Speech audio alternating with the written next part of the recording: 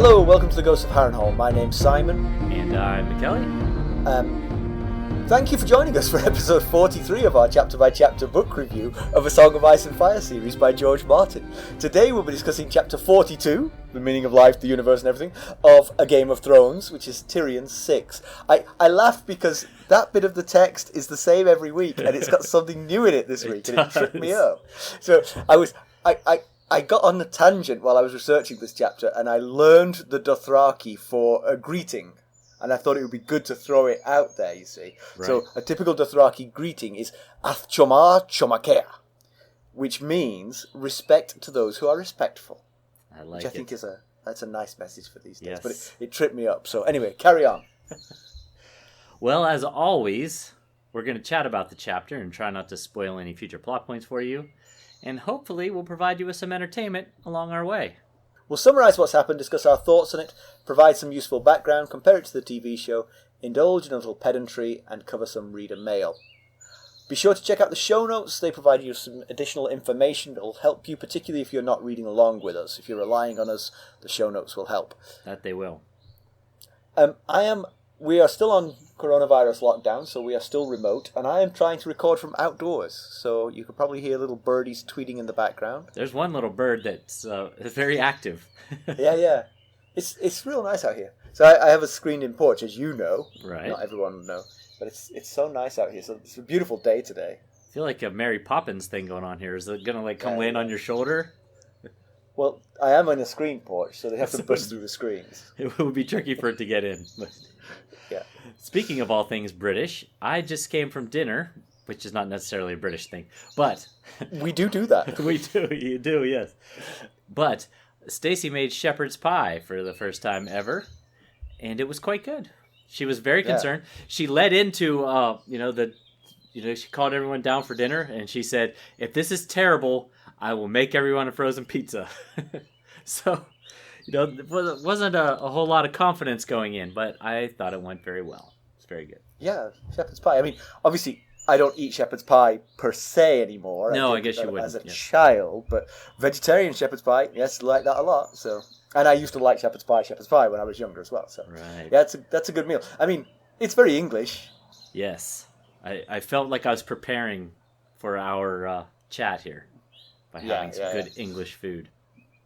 There was a TV show in Britain called Goodness Gracious Me, which was sort of second-generation Indian children of Indian immigrants in the UK. It was them doing comedy, and they were mocking the way British people are when they go to Indian restaurants by showing what young Indians would be like in an English restaurant in India.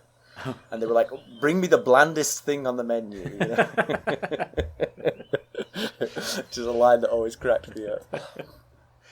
Oh, man. What you got? So this next couple days, not today, but in a couple days, Stacy and I will have the house to ourselves for the first time since early March. Really? I can see the shock and awe on your face. Well, what are you doing with the children? Surely they live there. I can't speak of that. The authorities can't find out what I've done to the kids. So, Ethan's one of his best friends is turning 21, and so they are going to the South Carolina coast to celebrate. And then Molly is going with my mother-in-law to go pick up my niece and then bring her back down here. So they're going to be gone for 2 days. Ethan's going to be gone for 3 days. So it'll be... Well, I will not make any saucy comments because we're being recorded. But you know I'm thinking them.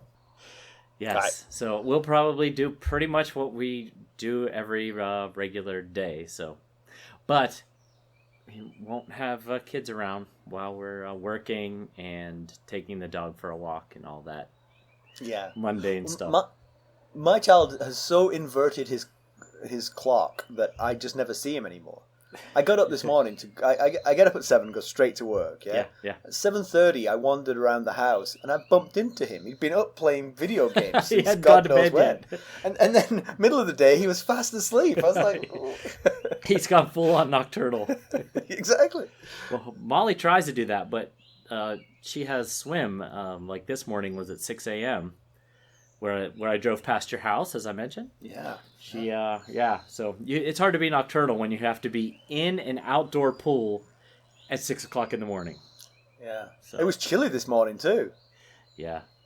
Have you noticed that our intro chats have gotten longer as the coronavirus quarantine has gone on? Well, it's because we miss each other. I know. It's the only time we get to talk. We send texts and instant messages throughout the week, but really, you're being kind. You send text and instant messages. I do read them, usually just before I come on this call. That is very true. Our text threads pretty much read like me being ghosted by some girl that I've been trying to date. And yet, the balance of power is not that at all. It's very different. I'm just hopeless. I'm too old to have a phone. See, I don't even know where it is now. Oh, I'm looking at it. I was like, where? I'm right here. I was like, where is that phone? See, I never know where it is. Why are you staring at me from that box, McKelly? Oh, wait. Oh, man. Okay, let's get down to business with a quick recap of what Tyrion was up to last time we saw him. Last we saw Tyrion, he was watching unblinking as Bronn championed him against Savardis Egan in a trial by combat. Bronn won the duel, proving Tyrion innocent in the eyes of the gods of the charges against him, which were, if you remember, hiring someone to kill Bran, and a more recent charge from Lysa Arryn of killing her husband Jon.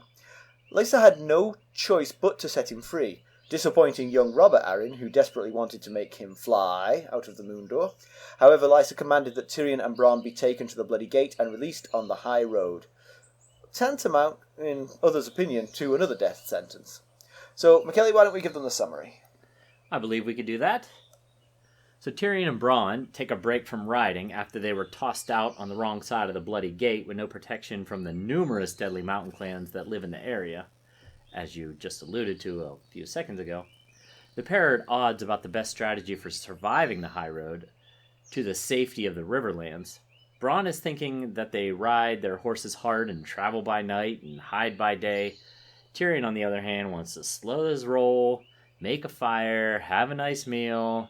He really doesn't think hurrying will matter much because he thinks the mountain clans have eyes all around them and they're going to find him regardless of how they go about it.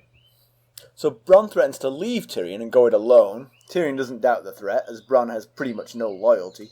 Tyrion reveals he was rolling the dice when he asked for a champion in the trial by combat. He hoped Bronn realised that he would not get what he wanted from the Starks and jumped to his cause in search of gold and possible service.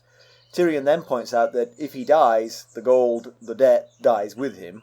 He ends the conversation by saying he knows Bronn would betray him as quick as he did Cat, and asks him to remember that if that day ever comes, he'll match the price, whatever it is. Later, the men are sitting around while a goat cooks over a fire. Tyrion then divulges that he was once married. As a young teen, he and his brother Jaime came across a woman fleeing from two men. She and Tyrion fell in love and spent 2 weeks as a married couple, unbeknownst to his lord father Tywin, of course. When his father did find out, he brought their marital bliss to an abrupt halt. Turns out she was a prostitute Jaime hired to play the part. Tywin then let all of his guards have a turn with her and made Tyrion go last. With that, Tyrion goes to sleep. When Bronn wakes him, they're surrounded by mountain clansmen. Tyrion offers to share the goat with them, but they point out it was their goat in the first place. After some information exchange, the clansmen prepare to kill Bronn and take Tyrion hostage. However, Tyrion promises them if they see the men safely to the Riverlands, his father will shower them with top-notch steel weapons. That gets the attention of their leader. Tyrion follows up with he will give them the Veil of Arryn. He'll shower them with top-notch steel weapons in a good way. I guess there's 2 ways you can shower someone with weapons. and if he doesn't help them, he will also shower them with top-notch weapons. In the bad way. Yeah, so this Tyrion, he's quite the gambler. Yeah, so we talked at length about this, not realising it was going to get cleared up for us. Right, yeah. We were not sure. We speculated that they might have had a real plan, but at the same time, if they had a real plan, it was clear that Tyrion didn't 100% trust it, and it actually makes more sense that there was no real plan. There was just a hunch that Bronn would come to his side. Yeah. Later, when we get to this conversation, I have some thoughts on that. That was quite the hunch he was going off of there. Yeah. But I mean, okay, we'll save it up. So it starts with them being shuttled out of the Vale by Lyn Corbray, one of the people who... Lyn Corbray, he did volunteer to kill Tyrion, didn't he? He was, yes. He's the one that I said if I was Lysa, I would have chosen Lyn Corbray, because he has that Valyrian steel sword, Lady Forlorn. Ah, that's right. Is he also the one who he phrased it as the gods favor the person with the sharpest sword or something like that? Yes, that's the guy. He is the least stupid Lord of the Vale. That we've met anyway. Yeah. Although I didn't hear him during the lead up to the big duel. Him saying, this could be a problem here with how laden Ser Vardis Egan is with all that heavy plate armor. He took one look at the situation and he went to saddle up. He said, "I'll be taking these two to the bloody gate." And I'm just going to keep going. Yeah. So yeah, they're stuck in a rather dangerous spot. I mean, they barely made it on this same road, barely made it to the Vale with a bunch more men than they've got now. And they've only got the 2 horses, so yeah, could be trouble. But they are going downhill this time. That is one thing in their favour. It was all uphill on the way here. That's got to help the horses out a good bit anyway. Exactly, yeah. But actually, a thought has just occurred to me. I know this isn't in the notes, and so it's kind of like off the beaten track a little bit. I wonder if Tyrion's now hatched this plan to basically court the mountain clans to his side. I wonder if he thinks, God, I could have saved myself a couple of weeks of hardship if I'd had this plan on the way up. I had that thought, and I was trying to think it through. I was like, I don't know if the bribe works on the way to the Vale, because he's a captive. Unless he says, my father will shower you guys with weapons if you help me get out of this situation. Right, but I mean, the thing is, make that little plan with Bronn. Next time they attack, let's turn on Cat and Sir Roderick. I mean, only 5 of them made it, right, in the end? Including Cat, Sir Roderick, Sir Willis Marillion. Oh, yes. So 6 made it. Yeah. So if those 2 and the mountain clans turned on the remaining 4, it would be over pretty quickly. Especially with Bronn. He's pretty handy with the sword. You just sort of announce, hey, I'm fighting for you guys. That first of all, that shows your loyalty to them. And then secondly, when they say, well, now we're going to kill you 2 as well, they say, wait, hang on. Let me explain. My father can shower you with steel weapons. I'm not sure how you make that proclamation, though. Like, I'm on your guy's side. Put your hands up. Start swinging your sword at the people that you were with. I'm not sure how that goes. But I mean, it's not an awful lot more dangerous than what they just did in this chapter, Yeah. Because they position themselves where they can quickly dispatch 2 of them, like Sir Roderick and Sir Willis. They're gone, and now the mountain clans are fighting Marillion and Cat. Right. Yeah. At that point, things are pretty much over.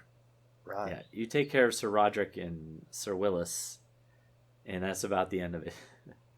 But so you feel like this is even a bigger gamble than the trial by combat? I do. I mean, obviously there aren't great alternatives here, as there weren't really when he was in the Eyrie either. There weren't really terrific alternatives. Although, if it turns out if he had just stayed put, Robert was going to have him freed anyway. But he doesn't know that, so. Well, true, yeah. But who knows? I mean, who knows even if that message had arrived in time, would that have protected him? Would Lysa and little Robert have abided by that? Given how impregnable they feel in the Vale. That's a good question. You never know when you're dealing with that kind of crazy. Yeah. But yeah, I mean, the thing is, so they're sitting by a campfire roasting a goat. They could get shot by 2 arrows from the dark before they get a chance to sort of like make that case. Yeah, oh, absolutely. I'm totally in agreement with you. It is a incredibly risky bet here. And it doesn't seem like something that gets pulled off very often. I don't know that they have a reputation, these mountain clansmen, for being like, we can either kill you or you can give us a bunch of stuff. It's your choice. Yeah. We're going to kill you unless you can make us a better offer. But away you go. The floor is yours. Yeah. But yeah, so the reason I think it's... one of the things I pointed out as we were sort of drawing up notes for this was that sort of the castles of Westeros, the High Lords and Ladies, and they all play by the rules, trial by combat and honor and all that kind of thing. Right. Yeah. That's Tyrion's milieu. That's where Tyrion thrives, you know. The sort of cut and thrust of court life where he can, outsmart people. Yes. This is different. These are the Mountain Clans. They're... Right. Yeah, that's a good point. Yeah. Do you remember that story about Ethan gambling on the cruise ship? No, remind me. So, I have a longtime friend since we were kids, basically, my friend Chris. And he's the godfather of both my kids. And he lives in Pittsburgh still, and we're down here, so he doesn't get to see the kids very often. But we went on a cruise, our families went on a cruise together a couple years ago.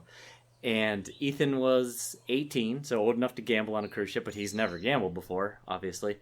So Chris wanted to show him how to play blackjack one night. He went down to the casino. Ethan's telling me this story. And he asked for money. I gave him $20. And Ethan gets down there, and Chris says, how much do you have? And Ethan said, my dad gave me $20. And Chris goes, that's so your dad. So Chris gives him 2 crisp $100 bills to play. And Ethan said his eyes must have been as big as saucers. And he was like, I just wanted to take the money and leave. I've won! Exactly. He said the speed with which he blew through that $200 was mind-boggling. He said it was just one loss after another, just watching his money go. You know what? I think that is a good lesson for him. There was just a brief moment there where he had $200 that he hadn't earned. He had a terrible time gambling on that. He and Chris also played some sports books, but I made him use his own money. The only money I gave him for gambling was that $20. So he and Chris made a bunch of NFL games, sportsbook bets, and he lost every single one of them. And he was like, I'm never gambling again. This is terrible. This is the worst. And I was like, well, it's kind of better than if you had won a bunch of money and was like, oh, wow, well, that was easy. Yes, gambling's great. Yeah, that's true, actually. That is true. And it wasn't his $200 that he blew. Right. He probably was very sad about its demise, but it wasn't actually his. So. Yeah. But yeah, I've always kind of fancied... I don't gamble at all, as you know. I don't really do it. But right. I went to with the previous job, we had like a social evening, and they did they had a casino laid out. Sure. And it was like, they gave us all chips, and there were prizes for the people who came back with the most chips. And I played roulette, and I know how to play roulette. Basically, you bet on the 50-50s, red or black or whatever. And if you lose, you increase your stake, and if you win, you reduce it. And you just keep doing that. And that way, on average, you're always putting more money on the times you win than when you lose. Okay. And statistically, you'll go up just slowly and gradually. No big wins, but you will surely go up. I lost all my money in that, just gone.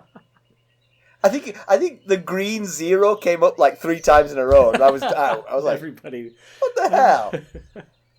So that was it for your gambling career. You and Ethan. Exactly. I told everyone that I could win them money, and I was collecting chips off them, and they all just went. That was your plan. You were stocking your pockets with other people's chips while you were losing your own. I get it. Anyway, I think we're doing a show about some book or something, right? Okay, yeah.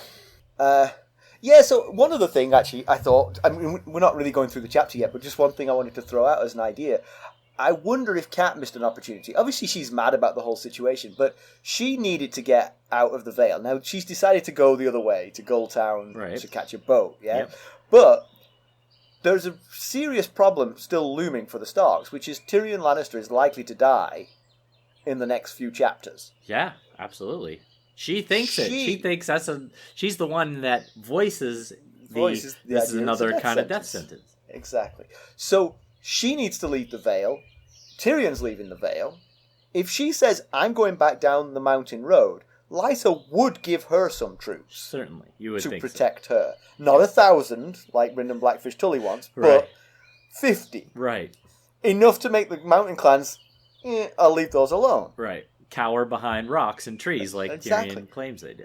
And then she doesn't even have to, ask Tyrion and Bronn if they want to. Tyrion and Bronn would just tag along. You would think so.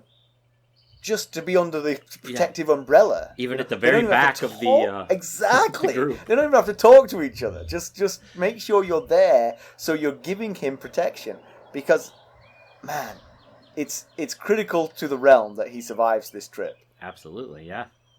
So and I think leaving she's it missed in yet the hands... another opportunity. Yeah, and they're leaving it in the hands of these two guys, Tyrion's Gamble and Mountain Clansmen. Not exactly putting these eggs in very cushy baskets here. Well, true, but presumably Lysa and Cat never thought the Mountain Clansmen would be part of the plan to keep Tyrion alive. Right.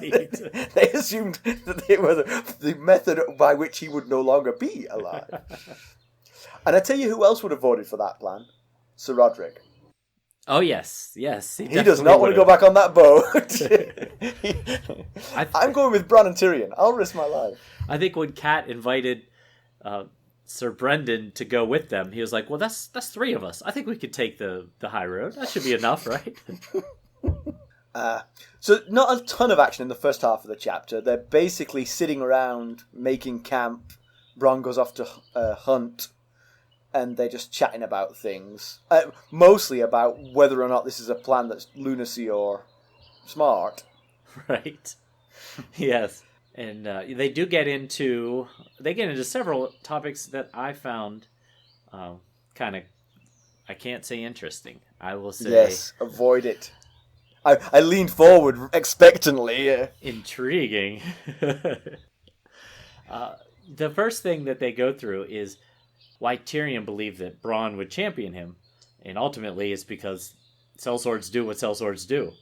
But he kind of goes through his thought process, which I thought was kind of cool. He said, you and Chiggin were the only ones from the inn that helped in this whole process, that weren't in it for honor and duty to the lords that they serve.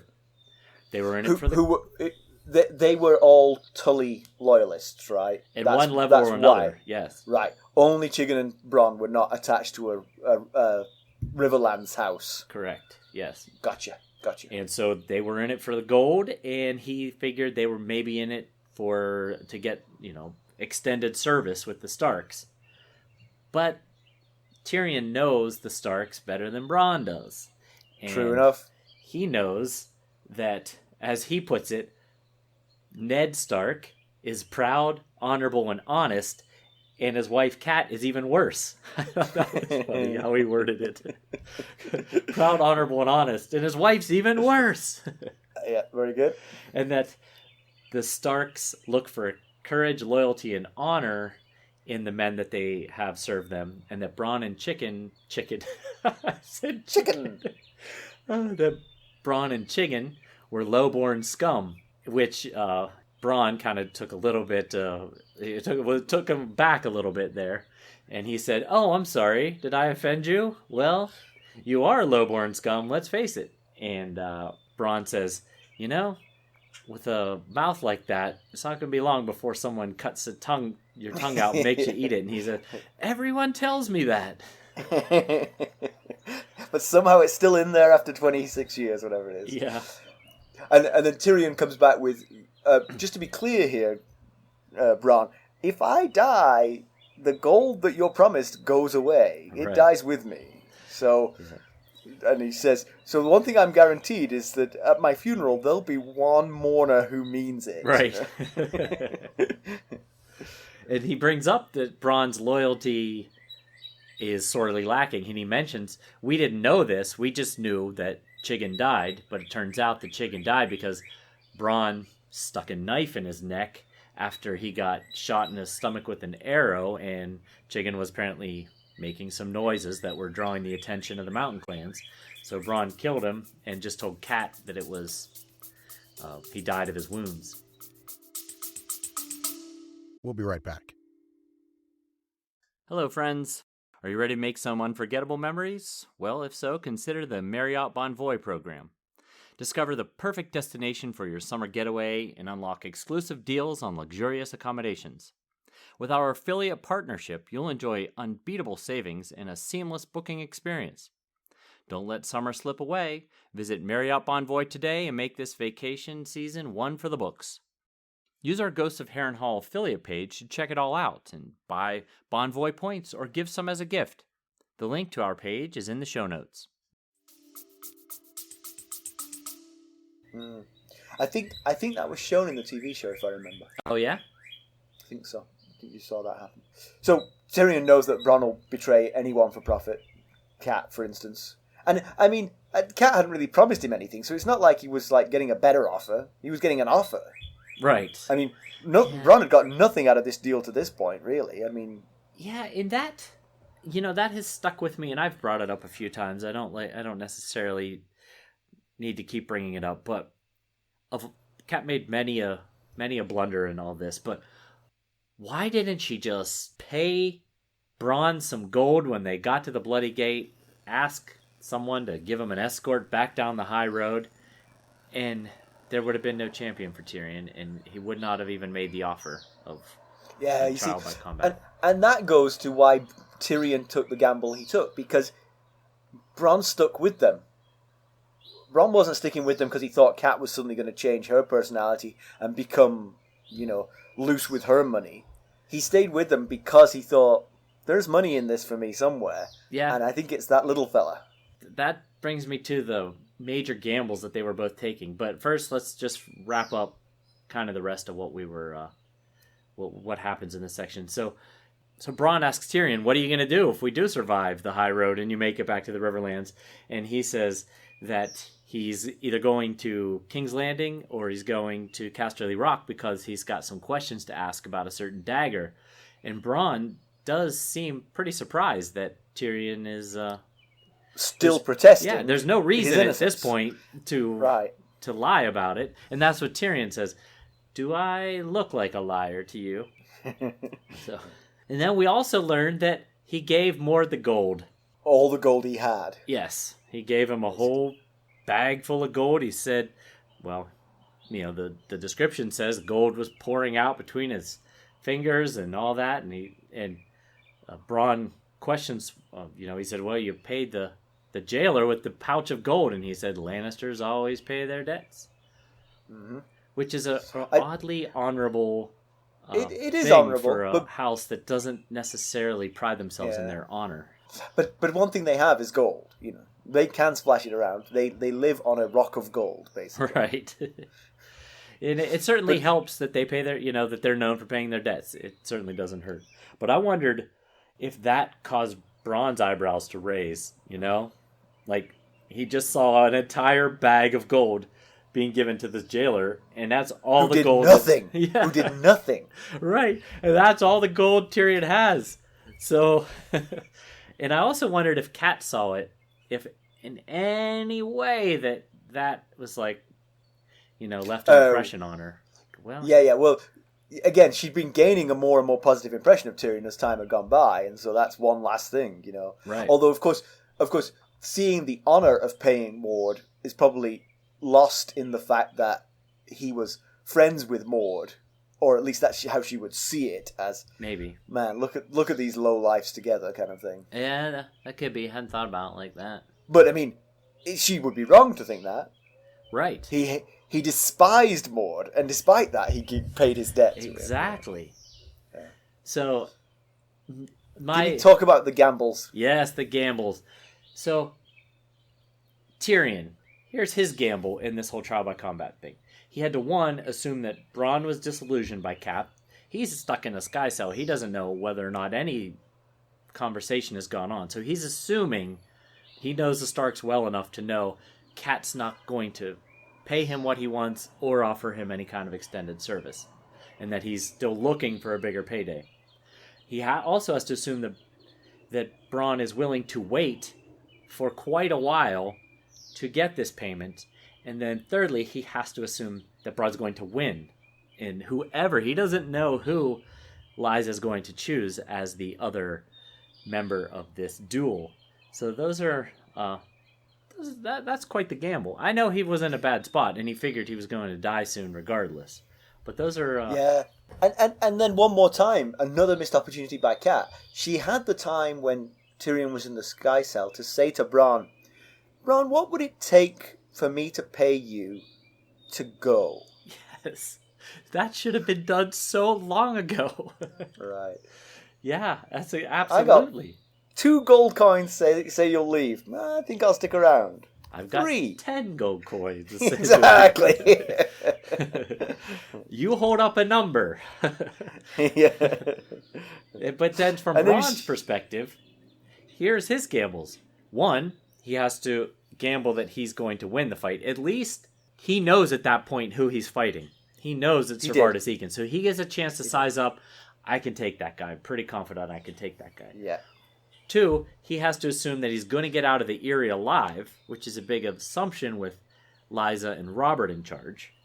Yeah, yeah. And then he has to get Tyrion through the high road alive to get to his payday. That's a lot. Because he's not stuck in a Sky Cell. He could have said, Lady Cat, I'd like to leave. I was wondering if there's anything you would like to do for me before you'd be dead, but for me. Yes. So he must have had some mixed feelings when he saw Mord get that bag of gold. But on the one hand, he knows Tyrion pays up. He's going to pay him if he gets the opportunity, but also all that gold's gone now. So yeah, he's playing a very long game here. Could Tyrion and Bronn have gone to Gulltown as well? I mean, I know that Lysa said, throw them out of the bloody gate. But could they have said, hey, she just wants us out of the Vale. Can we go the safe way, please? Yeah, you would think. I mean, they could have asked. And that's one thing that I think Bronn didn't really consider after the fight. Yeah, maybe. Yeah. Because he still had a purse of silver. That would have been enough to at least get them out of the Vale. On a ship, I mean. But anyway, the more important matter is, Tyrion Lannister was married? Tyrion Lannister was married. How are we only just discovering this now? And it's such an awful story. It goes to the heart of Tywin Lannister's cruelty. Yeah. General cruelty and specific cruelty to his son Tyrion. Yeah, and you could tell he was still affected by it. There's one piece of description where it says the smoke was stinging his eyes. And he had to turn his face away from Bronn. Yeah. I think he might have been tearing up a little bit. Yeah, and you can see also how the Lannister children can't be very well adjusted in life with Tywin as a father, if this is the kind of thing that he would do. In a real quick recap, Jaime and Tyrion were riding from Lannisport to Casterly Rock. They came across this lady. She was screaming, and 2 guys were chasing her. Jaime tore off after the 2 guys in the woods that were chasing her. Tyrion took her to an inn and fed her. Next thing you know, it leads to some intimacy. And then the next thing you know, the 2 of them are married. He bribes a drunken septon. Yes, exactly. Yes. Bribes a drunken septon. He knows he can't take her to Casterly Rock, so he puts her in a little inn, I think it is, and they live in marital bliss for about 2 weeks, playing husband and wife. Then the septon sobers up, confesses to his lord father, and that's when things really go downhill in a hurry for their marriage. So Jaime confesses that she was always a prostitute that he hired for Tyrion, which makes you wonder why she agreed to get married. I mean, the whole how long was she hired for? There is a few issues I have with that whole story. Why would she agree to get married unless she thought, well, he's going to put me up in a place for 2 weeks. Right. Or forever. Yeah. I mean, most people think marriages will last longer than 2 weeks. That's true. She was 14. He said she was a year older than him. And he was 13. Yeah, it's not like she, had the greatest ability to think all the way through this whole situation. But then it seems like an incredibly complicated way to get your brother a girl. It's almost like a Rube Goldberg type situation, like where the boot kicks the bowling ball, which rolls into the basket. Like, this incredibly elaborate setup. Just the thing is, the first part of it isn't that elaborate. You just have 3 people play acting. 1 girl, 2 guys. Jaime, you could totally see him chasing those 2 guys off. You can certainly see Tyrion going, "Are you okay?" And she'd be like, "Oh, can we just go and get a drink or something?" And yeah. That's not that complicated, and I would fall for it too if I was Tyrion. At 13, I would have definitely fallen. So it's just the unexpected marriage twist that complicated That's the things. point where it went off the rails, I think. I mean, like, I bet she's looking over her sort of like her script for this, and she's like, I've got to play this by the seat of my pants because I have no idea what I'm supposed to do the day he proposes to me. There's nothing in here about a marriage proposal. I'm going to have to wing it. But at the same time, I mean, he fed her and he got married and he's a Lannister. Right. Getting married to them seems like not a terrible idea to a otherwise prostitute. Yeah. It's a step up in the world. Things end with Tywin letting all of his household guards have their way with this poor young girl and pay her. Her name's Tysha, right? Yeah, he doesn't mention it yet. Oh, he doesn't mention, but her name is Tysha. Right? Yeah. And then he has them all pay her a silver, which apparently, according to Tyrion, is a lot of money for such a thing. And then he makes Tyrion go last and give her a gold dragon because he's a Lannister and he's worth more. So that's pretty terrible. Yeah, that's awful. And then Bronn says, 13, 30, or 3, I would kill a man who did that. And Tyrion, who had been kind of hiding his face for a while, turns back to Bronn and says, "You might just get your chance. Remember what I told you. A Lannister always pays his debts." So he is not exactly forgotten and forgiven dear father here. Interesting. So the second half of the chapter sees the arrival of the clansmen as anticipated. They identify themselves as the Stone Crows.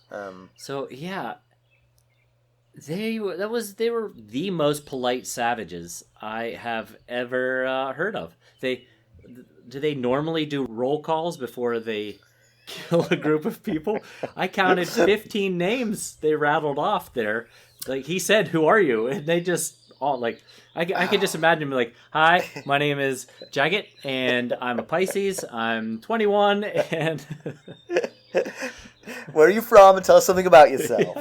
Yeah. I was like, this is the most polite situation I've ever seen here. I think maybe it's a matter of the sort of like the unbalancedness of it. If there'd been like 6 of them against 20 clansmen or whatever, they might have just jumped straight into the fight.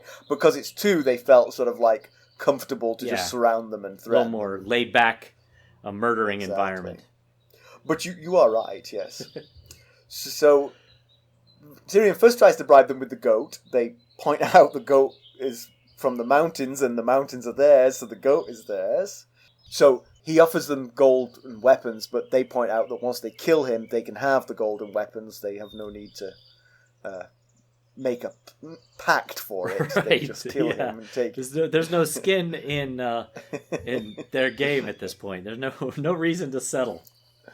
So they ask Tyrion how he wants to die, and good old Tyrion comes back with, in my own bed with a belly full of wine, and at the age of 80, and in the middle of an act with a young lady. Yes, and very Tyrion-like comment. Oh yes, very much so. And this, of course, makes one of the Martin clan laugh his head off. Shagger is the one who laughs his head off at this. Yeah, and here, this exactly is we're getting now to the huge tactical mistake that Lysa made by setting them out on the road, just the 2 of them. I mean, in all likelihood, they should die here, and Jaime's not going to care that they died by mountain clansmen. It's going to be the Tully girl's fault. So, right. Out of anger, embarrassment, insanity, whatever, probably a little bit of all 3, she put them in this situation, and if they were to die here, it would really blow up in everyone's face. And if the Vale Lords had any backbone, they would explain that doing this is creating a fruitless conflict with the Lannisters. And just give them an escort, and be done with it, Yeah. But maybe they're tired of sound logic being overruled by whatever is going on in Lysa's head. We didn't see much evidence of them trying, to be honest. Maybe that had all happened before we got there. But Right. So Tyrion switches tactics. He notes that the clan's weapons aren't that much. There's forks and scythes and wooden spears, so they're not exactly overwhelmed with good weaponry. Right. It is an outlaw / scavenger life, so you're going to forage for decent weapons, and they obviously don't take on like knights bristling with armor. They take on hapless travellers who are carrying wooden swords, kind of. Yeah, apparently. But I think one thing that's kind of nice here is Tyrion sort of like swings back and forth a little bit between sort of ballsy braggadocio, which keeps them entertained and interested, and at the same time it offends them.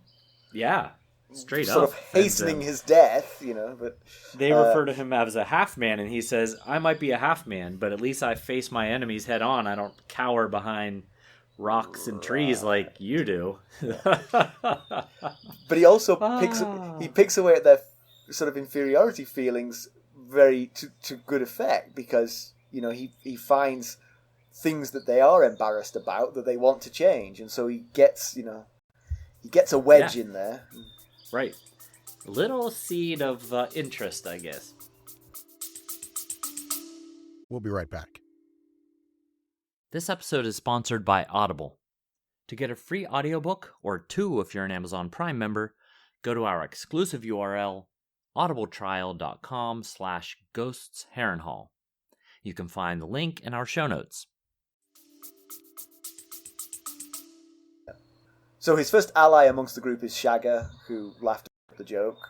But the chief Gunthor is less easily led.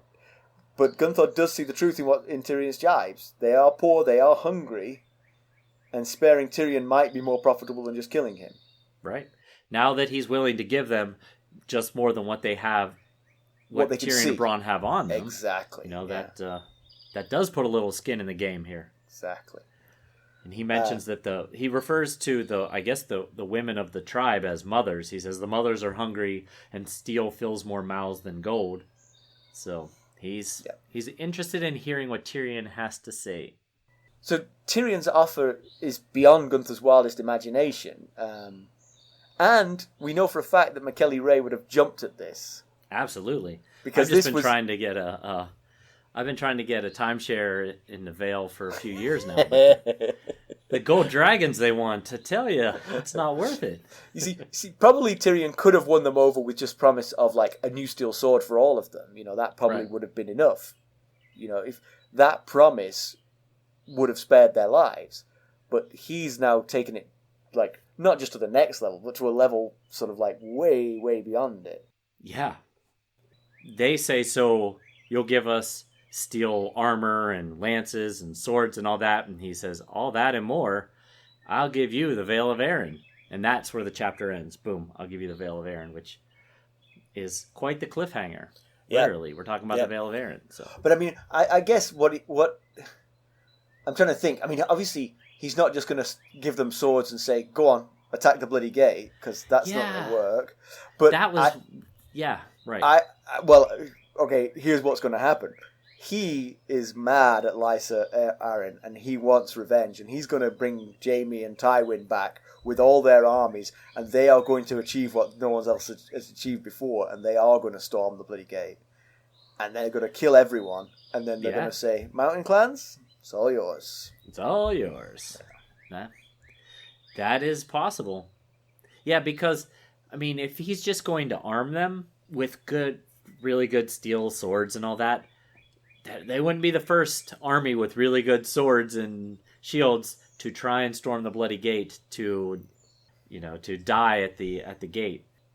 But the pro side is we've met the Knights of the Vale, and I'm thinking Shagga might be able to outsmart them. They lost the only one with any sense in Brandon Blackfish Tully, and Servardus Egan. Servardus Egan was the second smartest, yeah. So now the Knights of the Vale seem to just be a bunch of bumbling toadies. Yeah. So, and as we've said before, the support that the Vale's going to get from River and Winterfell is zero now. Right.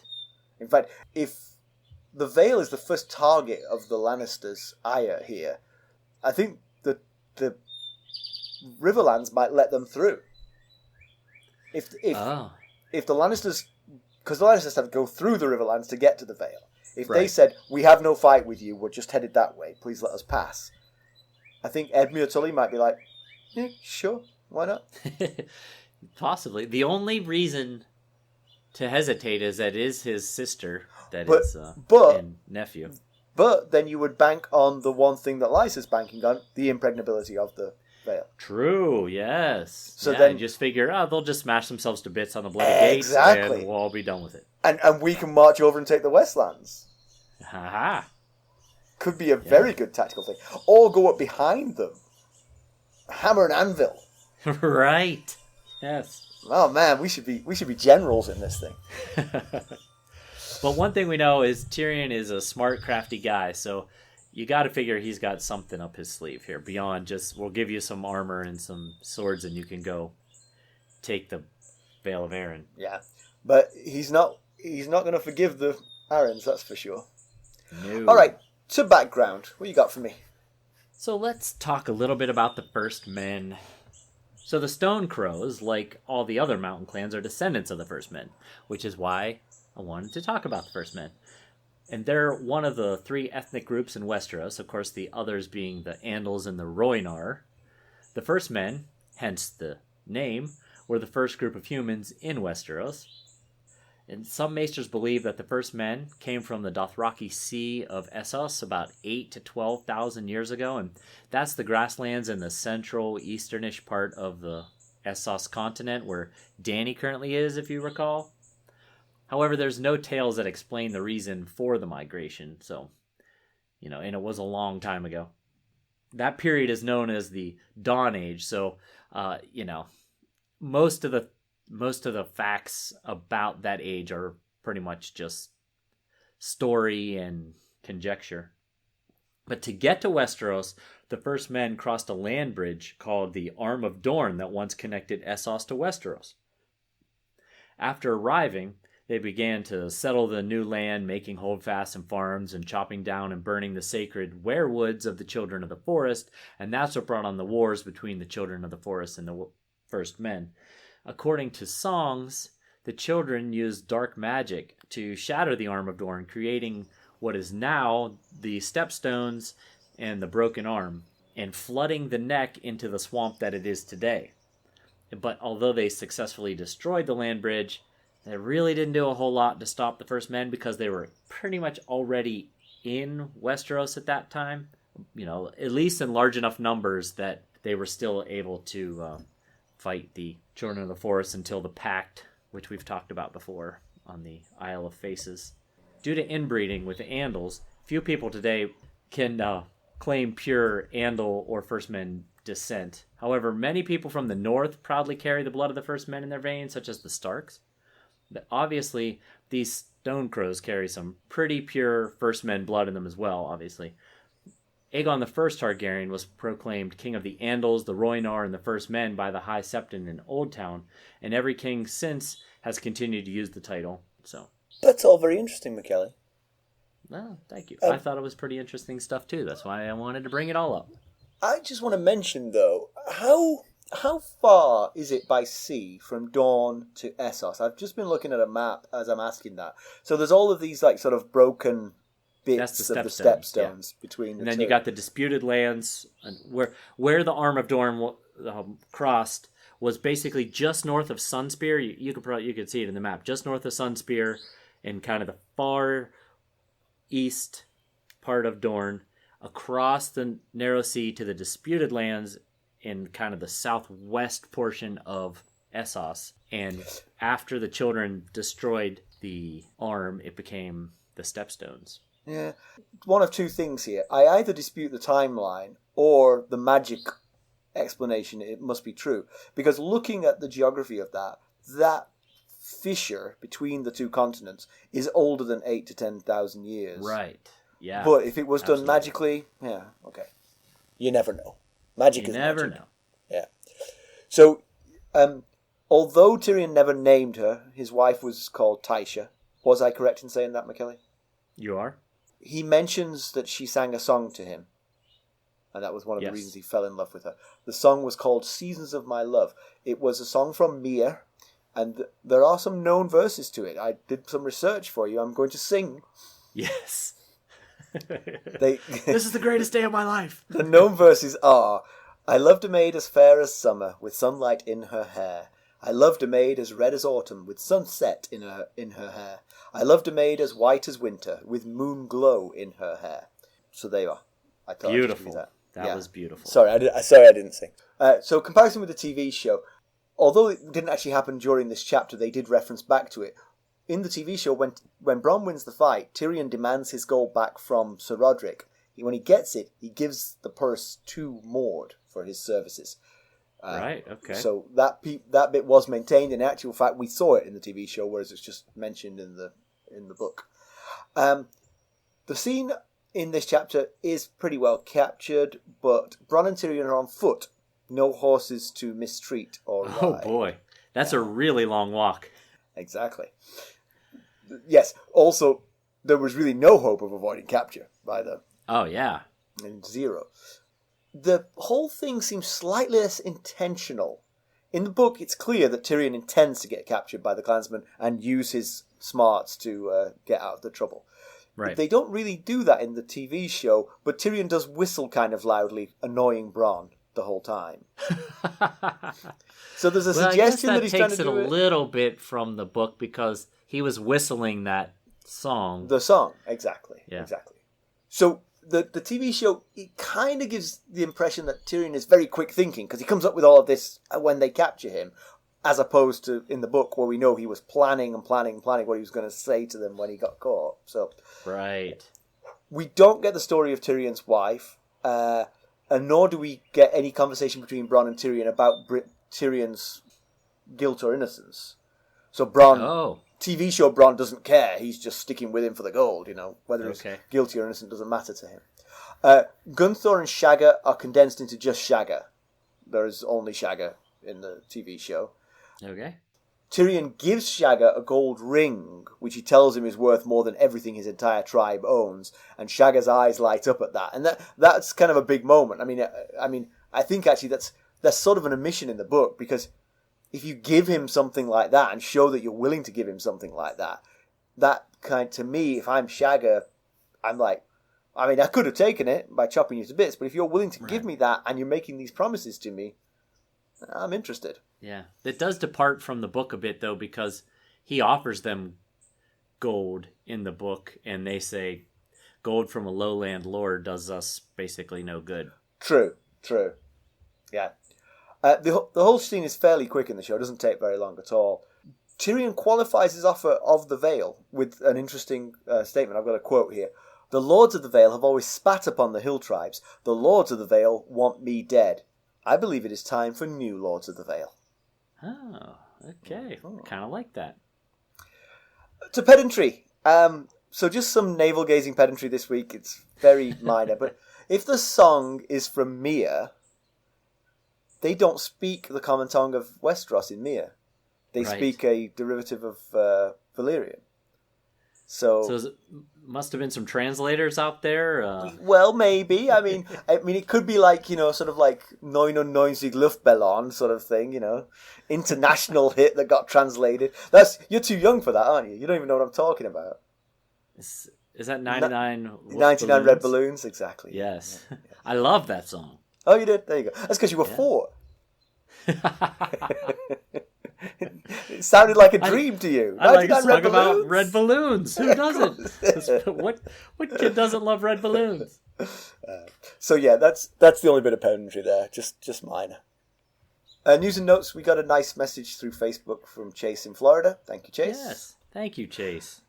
So in conclusion, so Tyrion's off to hunt down this dagger.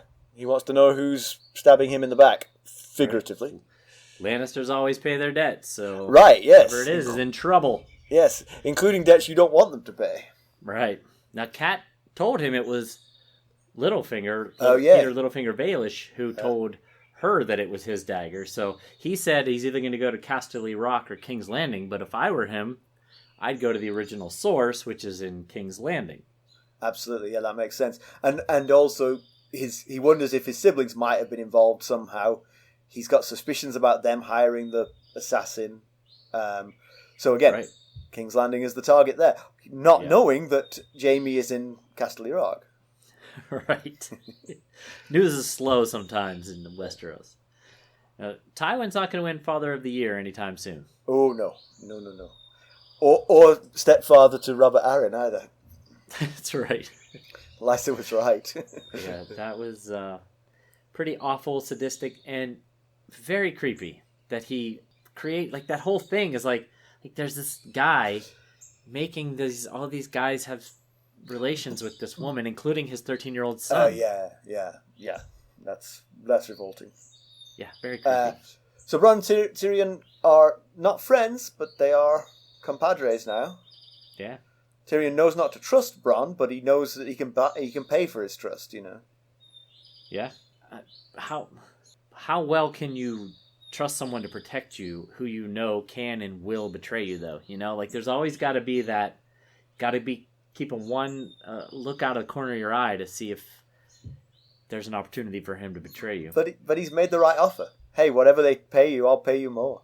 Yeah, that's true. Yeah, that's a good point. If I were Bronn, I would be coming to him every week with new offers. I've been offered 50 gold pieces to kill you. Hand it over.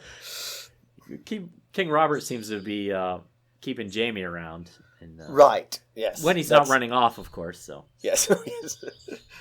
He's also got a habit of betraying vows. That's true.